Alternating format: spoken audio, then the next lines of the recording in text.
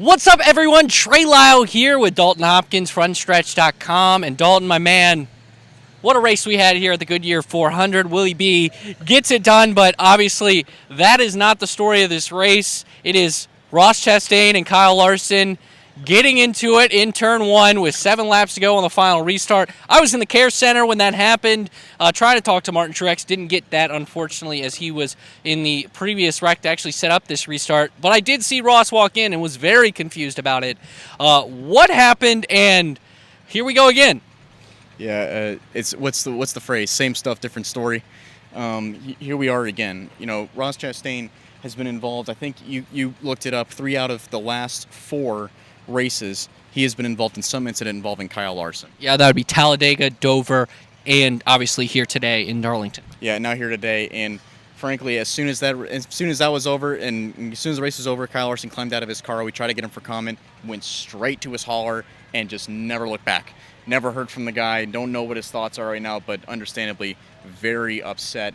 And at this point, you know, what do you do? What do you do with Ross Chastain? Because this is another incident that he's involved in that drivers are understandably going to be upset about. You talked to Rick Hendrick after the race. We'll get to that here in a second. You heard from Rick Hendrick after the race. We'll get to that here in a second. But, you know, another chapter in the story. And like you said, here we go again. Yeah, watching the replay, he kind of pulled off a similar move earlier in the race where he dove it hard into one and then tried to, I guess, slide job it, but you're not having enough speed on the restart where he ultimately just slid up into the... If Kyle Larson wasn't there, he just basically slide straight up into the wall. You touched on Rick Hendrick. You know, we'll talk about William Byron, but you remember kind of the reaction to Hendrick last year where, Joey Logano cost Willie B the win, and both Jeff Gordon and him were upset about it. But you look at Rick this year, he was not happy at all. I mean, he was happy for William Byron, but not happy about Ross Chastain. He said, this is bigger than Chevy. I think the only people that can get involved in this is NASCAR, the owners, or the drivers themselves. And he said his drivers will get back at Ross Chastain. You can guarantee, he was very direct and very candid in his interview about that.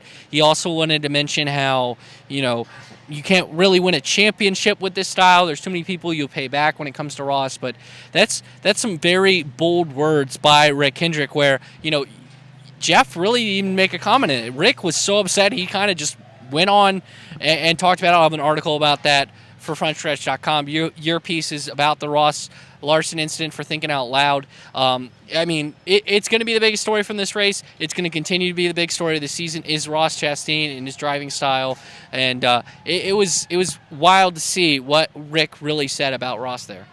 Yeah, it's kind of interesting to see the usually very tame Rick Hendrick, the car owner, kind of an elderly gentleman. And he was so animated, I should say. He was so, like you said, very candid in how he put Ross Chastain. But that is just the way the guy is making people feel right now. He's bringing out the most unemotional people. He's bringing out the most in them or the most emotions out of them because he's just not getting checked right now. I mean, he got checked kind of last weekend.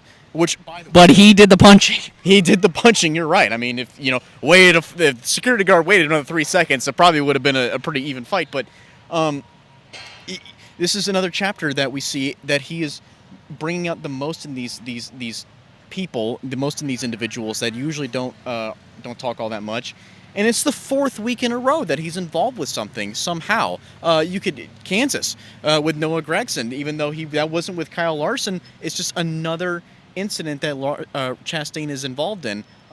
If you want to include Talladega as well, that's a little up in the air. But this is what he's been doing.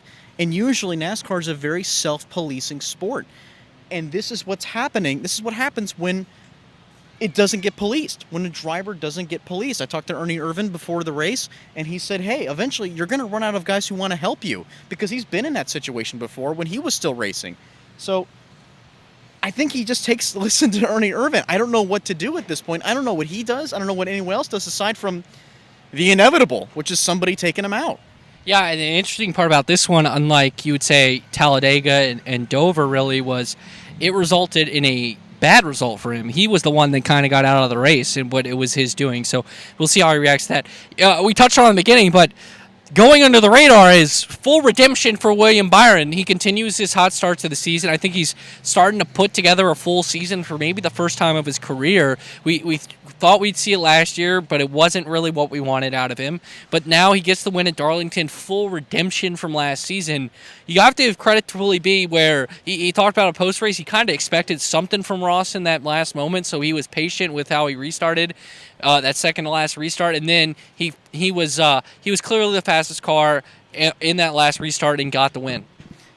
I find it actually super ironic that William Byron is the benefactor, the beneficiary of an incident involving two guys hitting the wall, racing for the win there after what happened last year. So it's pretty interesting to see him come out on top. Like you said, kind of redemption. It's almost like Darlington was paying him back in a way and letting him win this one after what happened last year with Joey Logano. But yeah, another win for William Byron. Believe it or not, he was my pick before we went into this race, but I swear, with 7 laps to go, I would not have picked him before the Ross Chastain incident. I was regretting not picking Kyle Larson. That's how I felt. Yeah, I had picked him, and then I realized, oh man, late about the middle of the race, I was like, yeah, he doesn't look like he's got the speed where he's going to win.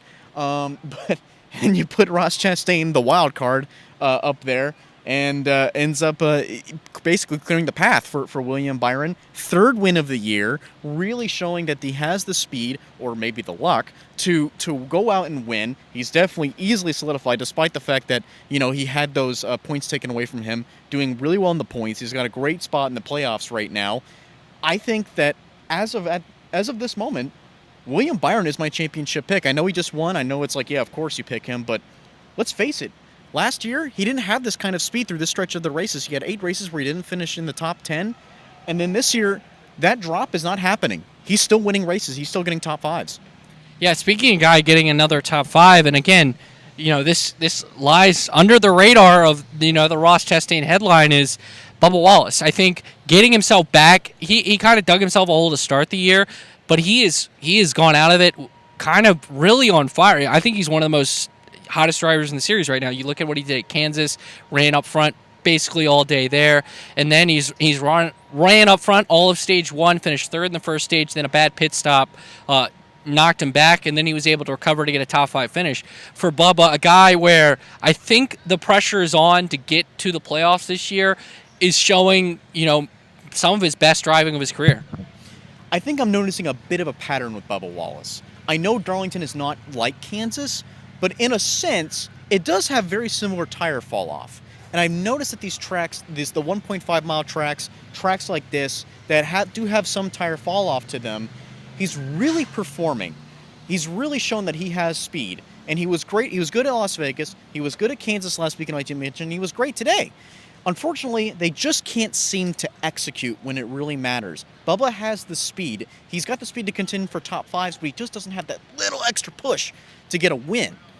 And I think it's only a matter of time until we see Bubba break that ceiling, and he's gonna have a breakout few races, I imagine. I would not be surprised if we see him win within the next few weeks. 23:11 looks really good right now, both Tyler Reddick and Bubba Wallace. Yeah, Tyler Reddick was running in the top 10, but then he, I think, got in a wreck and fell to 22nd on the day. But if you think about it, you look at this, I think with 23:11 also, last year, what was it? It was kind of pit road issues that prevented them from getting top 10s. I think they're making a natural progression. Speaking of a guy making a big jump today was Harrison Burton, getting a top 5 finish here today, or top 6 finish as he finished 6th. That has to be huge for him. I think out of anyone in that top 10 who desperately needed it, I think it was Mr. Harrison Burton. There are weeks that go by that I forget Harrison Burton exists. I just don't realize. I don't think folks realize that how much Harrison so badly wants to succeed.